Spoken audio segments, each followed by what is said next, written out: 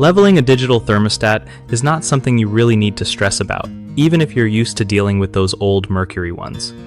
So, when you're swapping out a mercury thermostat for a digital model, the biggest thing is making sure it's mounted securely on the wall. Unlike mercury thermostats that needed to be perfectly level because of the liquid inside, digital thermostats don't have that issue. Just check that the thermostat is flush against the wall and isn't loose or wobbly. If it's crooked, it won't mess up your temperature readings or system performance, but it might look kinda off.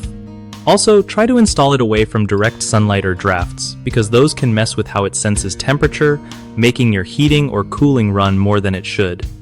If your thermostat has batteries, swap them out regularly to avoid random shutdowns. And don't forget to program your thermostat according to your schedule. That way, you're not wasting energy heating or cooling an empty house.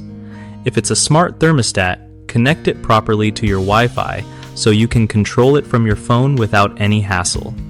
One of the biggest mistakes people make with digital thermostats is thinking they need to level them like the old mercury ones, which just wastes time and causes confusion. Another common issue is poor placement. If you put the thermostat near vents or windows, it's going to give false readings that mess up your heating and cooling. The fix? Mount it on an interior wall away from drafts and sunlight. Third, people often forget to replace batteries or update settings, which leads to inefficient system use or the thermostat shutting off unexpectedly. Just keep fresh batteries in and double-check your program temps so your system runs smoothly.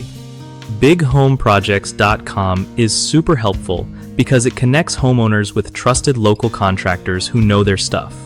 Plus, it gives contractors a solid way to find work and build their business in their community.